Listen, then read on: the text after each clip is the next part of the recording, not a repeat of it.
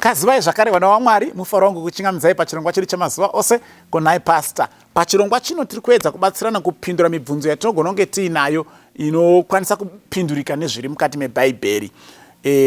Saka tinokukurudzirai rambai muchitumira mibvunzo yenyu. Tiri kutenda vari kutumira mibvunzo, totendawo zvakare vari kutumira vamwe on all various electronic platforms. Takagara tichitaura kuti zvatiri kutaura pano hazvina ma-copyrights. We would wish as many people to be reached with these messages as can be reached. Saka musazoche kuti pada ndinozonzi ndatumira zvinhu zvevanhu. Izvo hazvina ma-copyrights. Toda kuti zviende kumarudzi ose nevanhu vose. Saka sunungukai kuramba muchitumira. Toda kupindura mubvunzo wakabvunzwa neimwe hama yedu zvakare panapa. Uri kuti iwo kunhai pastor, 1 Thessalonians 5 verse 23 inoreva here kuti munhu ari muhutatu. Okay? Kunhai pastor, 1 Thessalonians 5 verse 23 inoreva here kuti munhu ari muhutatu, munhu ane 3 parts here. Regai tiverenge 1 Thessalonians chapter 5 verse 23. Inoti iyo, and the very God of peace sanctify you wholly. And I pray God, your whole spirit and soul and body be preserved blameless unto the coming of our Lord Jesus Christ. Zvanzi Mwari worugare dai akakuitai vatsvene.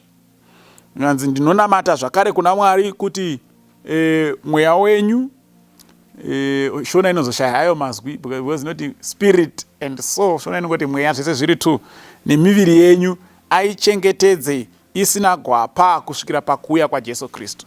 Saka ndofunga ndo mapatsi matatu ari kutaurwa nemunhu uyu kuti sei vhesi ita sekuti there is a spirit, there is a soul and there is a body.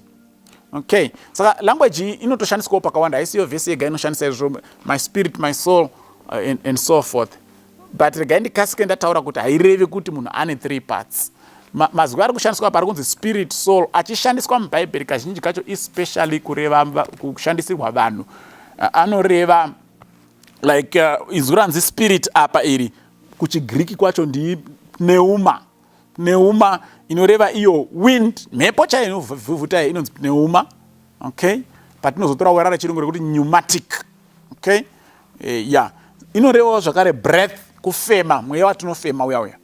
Ndo spirit kana kuti pneuma inoreva izvozvo. But apa iri kushandiswa kureva the rational part of a human being, kana kuti the mental disposition of a human being. Kureva kuti part inechekuita nekufunga. Nhengo yemunhu inechekuita nekufunga, pfungwa.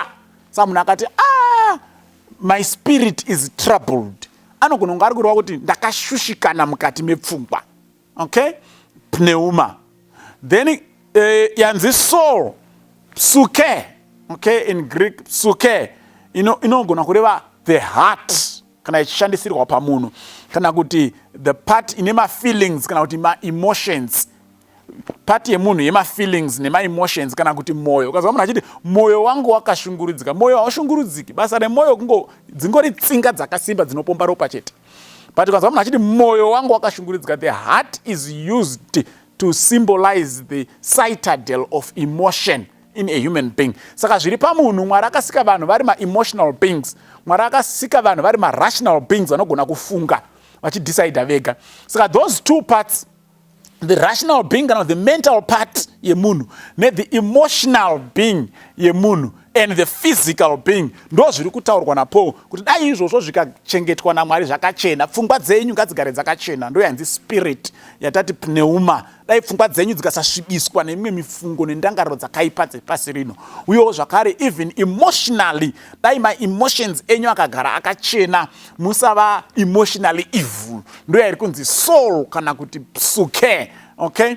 Then the body, muviri chaiwo physically, musasvibisa muviri wenyu nekuuisa zvinhu zvinokuvadza kana kuti zvisina kunaka kana kuwanikwa paupombwe. Nekuti Paul akadoti uyo anoita upombwe anotadzira muviri wake. So God wants us to have a clear mind. Our mental capacities, our mental faculties, the spirit must be clean. Our emotional capacities, the soul must be clean. Our physical capacities, the body must be clean. Saka hazvirevi izvo kuti munhu ane kamweya kaspirit kari maari nekasoul kari maari. No, chiri kunzi spirit is your mental faculty. Chiri kunzi soul is your emotional faculty. Then the body is the physical faculty, ndo zviri munhu, ndo zvinoumba munhu. Munhu anorwadziwa kana atadzirwa, thats the iri kunzi soul, the suke. Munhu anofungawo kuti zvandizvidi izvi ndozvida, ndo iri kunzi spirit, the pneuma. Okay, ndo zvinhu zvitatu zviri kupatsanurwa napo kuti zvese izvozvo zviri zvitatu dai Mwari akagara akazvichengetedza zvakashambidzika, zvakachena, zvisina kukanganisika, kana zvisina kujeka samazuva ose. Sunungukai zvakare kuti nyorera muchitaura kuti pastor, ko zvakati zvinozotsanangurika sei? Tinozama kubatsirikana sepatinogona napo. Mwari atikomborere. Amen.